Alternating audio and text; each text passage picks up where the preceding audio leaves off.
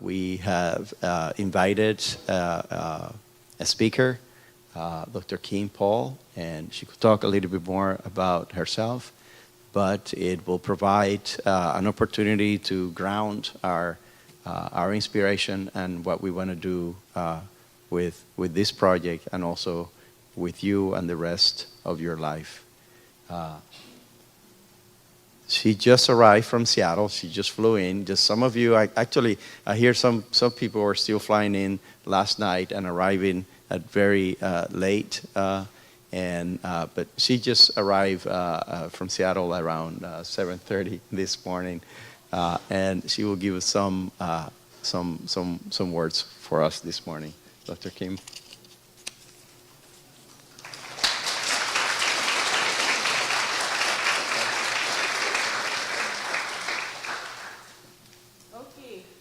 Mistunitanku misami matsip se puyaki.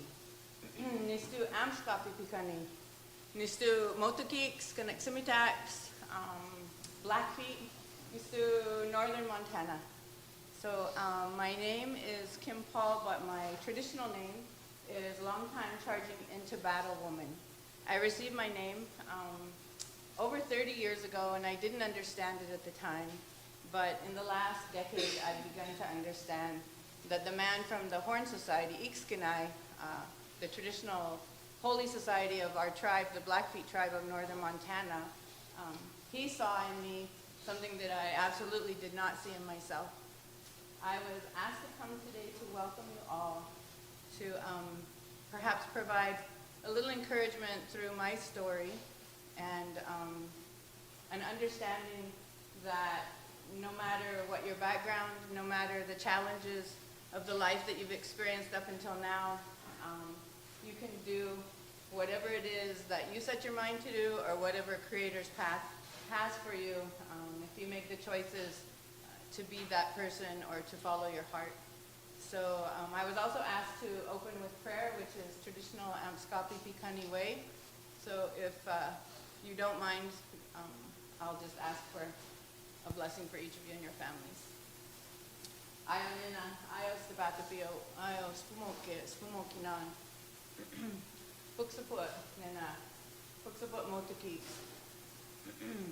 Istapatapio, puksaput, spumokinan, pukes, Kitakirapu, Portland University, Kitakirapu, pukes, spumokinan. I'm asking him to bless each one of you and your families, wherever they are, that he would protect you while you're here and guide your heart, your mind, your spirit, and your steps, to let you hear what you should be hearing, to let you see what you should be seeing, to let you speak the things that should be spoken. Maybe hold back on the things that don't need to be spoken, but absolutely to speak the things that need to be spoken. I ask for his continued protection over each one of your families, everywhere that they are, as you're here paying the dues, taking the steps, filling your heart, enriching your soul, to move forward in a good way today and as you're here throughout this program. So I can't really speak of anything other than my own story, and this was what I was asked to share with you today. So here we go. I am Amskapi Pikani Blackfeet from northern Montana. I started out in life with many challenges, and I was raised by an aunt up until the 9th grade when she had a stroke, and I chose to go to work at that time. So I started working construction because it was the only thing that could pay the bills, and we're a very remote reservation up in northern Montana with many challenges due to many things throughout history. Most of all, I think, is the boarding school experience. 5 generations of my family were forcibly removed in a Nazi regime type of way, by our own people. They hired our people who were starving and dying to be the police. They were called the Bulls. And at 5 or 6, every child was forcibly removed from their homes and shipped away. So my great-grandmother was put in a cattle car in the middle of winter. She's my Grandma Sadie Crow Chief, in a cattle car shipped to Pennsylvania in the middle of winter in Montana. So every successive generation, the children were taken away. So they came back at 18. My grandma Sadie at 21, they brought them back. They had no parenting skills. It was a systematic reduction of the tie to the land. So it was all about land. It was all about money. It always was. And so in these 5 generations coming back with no parenting skills, they could bounce a quarter on the bed, but they couldn't hug you. They could cook, and they could grow a garden, but they didn't know their own language. They could, what little language that they had left, like my grandmothers, I remember taking them tea, and they would go in the bedroom, and when the little ladies would get together, and they would speak Piikani behind their hand, because there was such a level of oppression and assimilation that even when they were home, finally, 18 and 20 years later, they still could not speak their own language freely because they were protecting us. They thought they were keeping us from harm by not teaching us. So I grew up in this atmosphere, no running water, no electricity, uncles on the street. My grandfather was on the street for 20 years, which means he was a street alcoholic. Because he came home from the boarding schools, him and my grandmother met, started having babies. There was no jobs. He had nothing, to be able to withstand the challenges as a man. And also with, I don't know if any of you know about enzymes, but things ending in ASE are enzymes, so we don't produce alcohol dehydrogenase like more European assimilated people who have had alcohol in their bloodstream for 10,000 years. So alcohol really doesn't break down in native bodies yet. We haven't evolved to that point yet. And so we do have a really high rate of alcoholism, which is pretty true with many indigenous cultures who haven't been exposed to alcohol. So anyway, I worked construction for 28 years and raised 4 children by myself. And as I would fall through the door covered in asphalt, I would say, "You're going to college. You're going to college," to my children. And as my oldest son and my second oldest son graduated and went off to work construction, I realized that nothing within their life that I had given them so far was going to provide a way for them to change until I did it myself. And so I went down to our local tribal community college, which is a 2-year school, and I took my GED and I started classes at 48. I devoured coursework, and because we had been taught, at least my generation, I'm not sure if your younger generation has more freedom of mind, but in my generation we were taught to look at the ground. We weren't taught to meet people's eyes.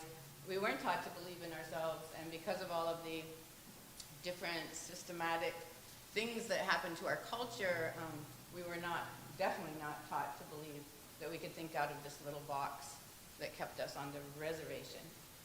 So I learned that we actually live on the Amskapi Piikani Blackfeet Nation. We're a sovereign nation within the United States, as are every other tribe, federally recognized or not. And in going to school, my box began to get a little bit bigger each year. So I devoured courses. I achieved 3 associate degrees in 2 years, and it was determined that I was the American Indian Student of the Year for the nation in that year. And the perk for that was that they came and took my picture, and I was on the front page of the Delta Sky magazine for 3 months. But other than that, it was no.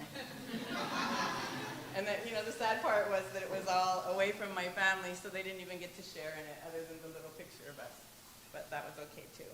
So by my going to college, my oldest son then gave up his construction job and started college. And then my second oldest son gave up his construction job and created a business. And so even though I'm a grandma of 10, the little ripples are huge. And so that's, I think, what I want to speak to you today about, is the fact that whatever you're doing, even just by coming here, you're creating change in your home communities. People are watching. People know you have this umbilical cord to your ethnicity, to your community, to your tribe, to your island nation, that will never go away. It's in your DNA. We're proving with epigenetics that so you can take a little body of mice, have them smell cherries and shock them at the same time, first generation, so they associate controlled classical conditioning. They associate the shock with the cherries. Then you get their next generation, having never been shocked nor smelled cherries, and you bring cherries in front of them, and they have the same adrenal response, cortisol, C-reactive protein, IgG, IgA. And so they're proving that unto the third and fourth generation of these mice, even though they've never been shocked, they're still exhibiting the same trauma. And so I think that it's important for us to understand when we come from different ethnicities who have experienced trauma and generational trauma, we're doing a little uphill battle in many ways, in believing in ourselves, in understanding that we can think out of the box, that we don't necessarily have to sell pop at the Circle K for the rest of our lives, that no matter what the age, no matter what the background, that you guys actually can do whatever it is that you choose to do. So I went on to, once I got to believe in myself a little bit, I thought that I could make a change on the ground as a physician. So I did 5 years of pre-med, and in the last year was accepted to Yale and Loma Linda, and was going to go off to school, but one of my biochem professors kept saying, Kim, you know, you're wasting your energy, you can affect so many more people by going into research. And I'm like, no way, med school is the place for me. And then I broke 3 vertebrae and a cervical vertebrae, and so I'm like, okay, Creator, you've stopped me from going away to medical school. I'll just pursue research as I'm healing. But as I started into my master's and my PhD, I found that I was very passionate about affecting health disparities within, it wasn't just 15 people that I could see a day in the clinic, but overall, I began to look at one of our traditional berries, our traditional foods, for alpha-glucosidase that breaks the 1 in 4 carbon between 2 glucose molecules, to see if we could offer grandma a cup of Salisbury tea, Nini, as opposed to a shot of insulin. I was able to, my second oldest son contracted hantavirus, which is a hemorrhagic fever. I began an independent research project looking at the RNA tag that codes for the nucleocapsid that binds to the protein that sticks out of the cell that hantavirus binds to. And I realized that I was able to start working on challenges at home in a much bigger way than I possibly ever could on the ground, on the floor as a physician. And so that was my trajectory. I completed a terminal master's in environmental chemistry and biomedical science and Native American studies because my committee told me that they had no other expectation for me. And because I was a little upset about that, I just blew them out of the water, and I did so many more credits than that, and my thesis actually was beyond a dissertation. So I was able to complete my PhD credits and defend my dissertation this past semester in environmental chemistry, biomedical science, and then I combined the public health piece, so public and community health, so that we could look at things, because we have a lot of fracking and a lot of oil production and exploration within our nation, we could look at things environmentally and as they affect you metabolically and the community as a whole. So that's my story, and I'm grateful to be here today, grateful to see each one of your beautiful faces, and I'm so excited for your futures, I'm so excited for the things that you're going to go out and do, and I hope that, I know that this program, had it been this program when I was starting out, I would be sitting in one of these seats. I'm so excited for you because the journey is phenomenal, and I'll just take one more second to say that sometimes it's not even the end, and sometimes it's not how you get there. I had to take physics, a year and a half of physics, like five semesters in a row to get my A and my B, and I was like, oh, I'm so stupid, nah. You know, everyone's path is different. Now I'm teaching physics at our tribal community college. Organic chemistry, it's beautiful. Just get some butcher paper and hang it across your wall and, you know, do all your structures and your mechanisms.